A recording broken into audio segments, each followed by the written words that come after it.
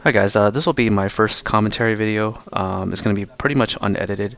It's just me doing this all in one shot, so yeah, you have to forgive me on some of the unedited stuff. I'll try my best to commentate based on my knowledge of the game so far. It is only set 1, and I'll do my best to commentate. So this is going to be a Kid versus Kaido matchup. It's going to be between I would say pretty two skilled players from my understanding of the game. They do things pretty well. The guy on the left is a Dragon Ball. He has a lot of Dragon Ball accolades, so coming over to the game, he can transfer a lot of what he knows to Dragon Ball. And the guy on the right is also a Dragon Ball popular person too. So typically, I trust that Dragon Ball's skill sets that are in that game can be transferred over to this game because it's similar in style, but not quite the same. So it looks like they both do a mulligan. We're gonna skip to the part where they start the game, and I believe who won the die roll here.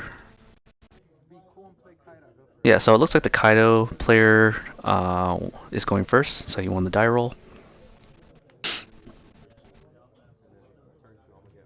Let's see if Kaido drew the island to help ramp. So he decides to pay 2 energy to play both his +1 cards. Play the island. Nope. So it doesn't. It looks like he decides not to use the island here. Um, and he attacks, and he takes the damage. Okay. So Jack's ability, the one he just played, is when you play him, you could discard 1 card from your hand and ramp 1 card in active mode. And now he's deciding to use Momo in the top 5 for a Land of Wano. Decides to get his 2K combos. And then he's probably going to use Bonnie's ability as well to look at the top 5. Okay, he decides to attack for 5 into Kaido. He takes the damage. He pays 3 to play the Izo. It's probably going to be Izo. Oh no, it looks like he just chooses to restand and attack with Kid instead of using Bonnie's effect. So the cool thing about having the searchers in rest mode is that it forces your opponent to go after it with their small attackers. And since you already generated a +1 off the 1-drops, you're fine with letting them die because they waste an attack on the 1-drops, and since they're in rest mode, you can actually go after them yourself as well.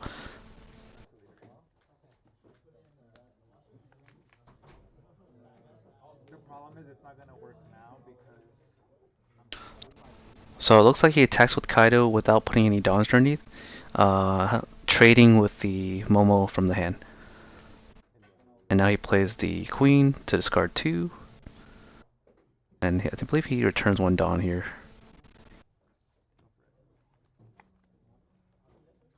I'm not sure if did he return a Don? Let me check here.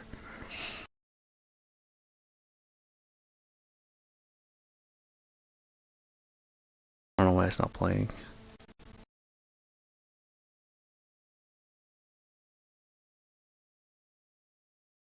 Wait, why are you not playing? That doesn't make any sense.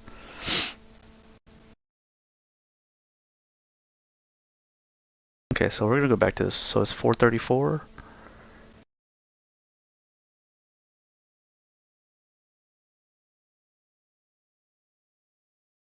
If you go first, I was like, bro. 434.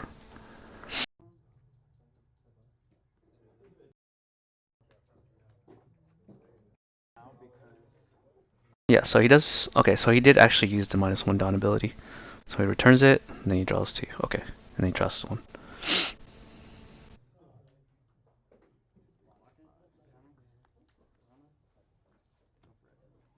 Queen is a really good card because you're essentially plussing 2, and she's a 6K blocker.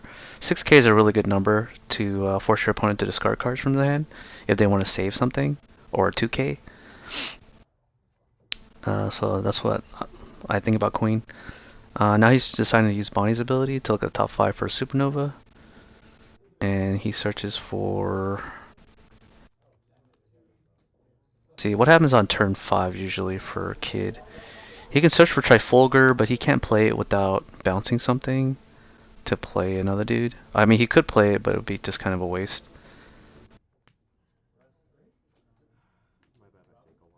But Trifulgur would not be a bad play to bounce the Bonnie back to his hand. Yeah, it looks like he does get it off the top. The question is whether he's going to play it or not. He can choose to go after the Jack that's in rest mode now that it's swung into the 1-drop. But Queen is kind of blocking the attack. Kid can also go into Basil Hawkins as well too, which is a good play against blocker decks, especially when you're trying to go after rested characters that isn't your leader.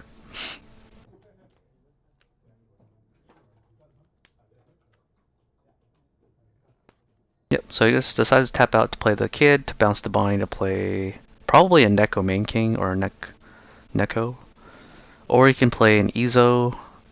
Oh, looks like he plays a killer. Okay. He blocks with Queen for free. What do you think I am? You never know. Some people are like maybe too on edge, and then they're like, oh fuck. Yeah, so they're discussing like, um, yeah, they're discussing the play that he just did.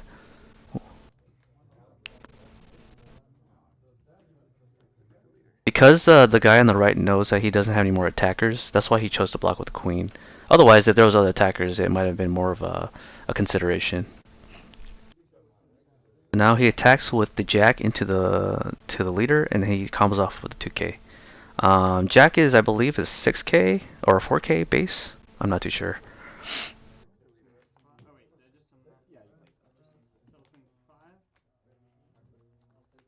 He attacks for 6 again into the leader. Basically, he swings for 6 because he wants to force the block on the Trifulgur. But if he does, so say that Kaido attacks with a 5K into the leader and he blocks the Trifulgur. Trifulgur then blocks the attack, but then Queen can attack the Trifulgur. So I'm not too sure what the move would be that's optimal. So he decides to give up his killer without drawing a card.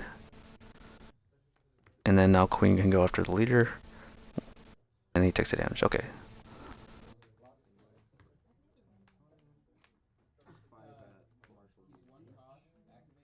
So now he's at turn 8. He's going to go after the Jack.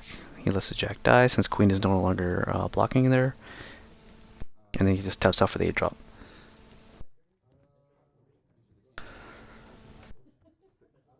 So with the 8-drop down on board, I think he calculated that he wasn't going to be 10-drop Kaido'd, because 10-drop Kaido requires 10 Dons, and it's impossible to bring him in the next turn. So he can at least get some value out of the attacks from attacking with the 8-drop and the 5-drop. He plays the 9-drop to snipe the Trifulgur, but he then wastes, I believe it's 5 Dons to take out one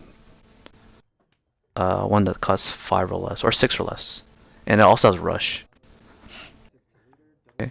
So now for fact, since the green player baited out the 9-drop, it means that the next turn he can't play the 10-drop, which means that he's really safe into playing the Kid Eustace 8-drop, because then he'll be safe from the obliteration from the 10-drop.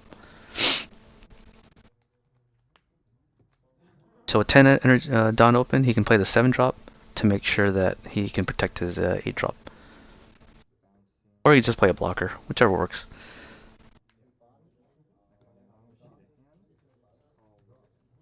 It's going to be a tough time to get over the 9-drop, but my guess is he's probably going to pump up his leader to try to go after it, and then restand and attack it, and then attack with the Eustace Kid character at the leader.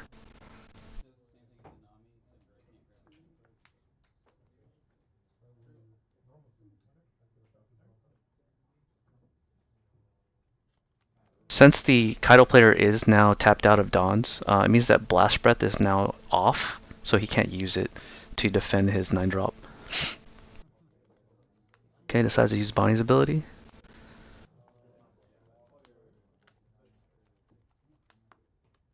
Goes for IPO.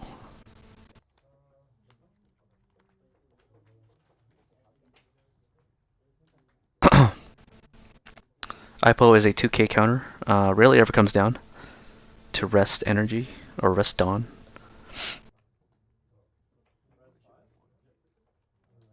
Okay, puts 6k into the. So it looks like he's going after the leader for 6, forcing the queen to block. And then he attacks with the Eustace for 9. He takes the damage. He's going to go into Trifulgar to balance into play into a king or a killer to block the. So this is a really good. This is a really good positioning because now that Eustace Kid is a 8k body that has to be attacked. But at any time he attacks with something big, he can just chump block with the killer or the Trifulgar, and then he will be able to protect the 8-drop. So this is a very much protect the castle strategy that's happening right now, and he did it with as few Dawn as possible. Yeah, with the 8-drop, the Kaido player is forced to attack it, and since the kid player knows that there's no 10-drop coming down, even if he has it, he doesn't have the Dawn to play it. So yeah, he swings in for I believe 10, forcing the killer to block, and then he draws a card. And then he plays another queen to draw 2. So it looks like the kid player knows that the 10 drop's not going to come down anytime soon, even if he has it, because he has to keep minusing dawns from his dawn area to play all these intermediate guys. So this was a huge swing turn for him to play or to have the kid in rest mode, followed up with 2 blockers. Very strong move.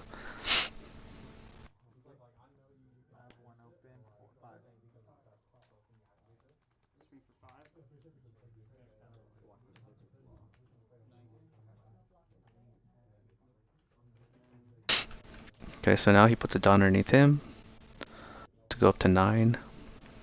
I believe they're at max Dawn now, or the kid player is at max Dawn. He attacks 9 into the life. He takes it.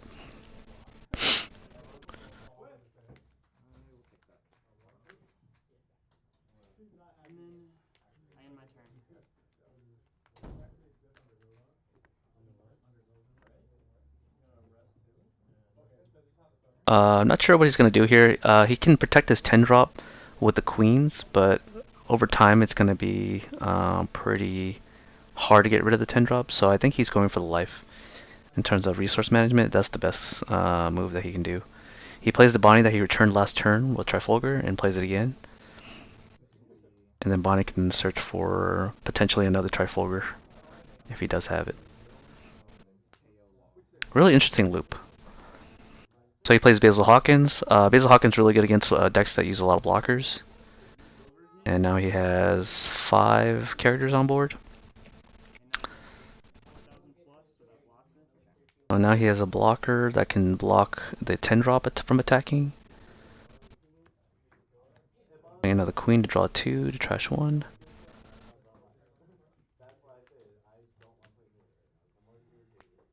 These type of moves actually give a lot more security to the kid player. That they never have to worry about the 10 drop coming down every time you minus a Dawn. So it's a rough game. Like the Kaido player had to have drawn the island for them to even have a good chance at playing, because the island puts them at regular levels of being able to drop strong characters. But since he didn't open the island, then it becomes a really uphill battle. Normally, the Kaido player would have a good matchup against Kid if that were to happen. So now he swings in with the 9 drop, he blocks, or with the 8 drop, he blocks with the queen, he lets it die. Gonna rest, I don't know, he might attach some Dons to Basil Hawkins. Nope, he attacks with leader. First. Forcing a block to die. Eventually he's going to run out of blockers, and this would actually makes it so that the 10 drop Kaido is susceptible to Basil Hawkins. He decides to restand Kid and attack again. Okay, so now all the blockers are gone, and now it's forced to. Now his 10 drop is vulnerable to attacks. Okay, now he attacks for 6. He takes it, plays another Capone, and he just scoops.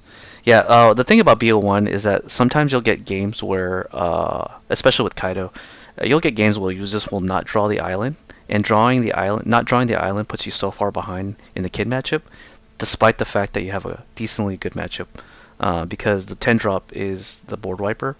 So I'm not too sure how many 10 drop he plays, or he just didn't draw it. But he neither drew the 10 drop nor the island in this game. So this game would actually make the Kaido player frustrated because there's no way out to out the 8 drop. So yeah, that's my short commentary for this video. I hope you guys enjoyed it, and stay subscribed. I'll be doing some more commentating on games in the future. Thank you.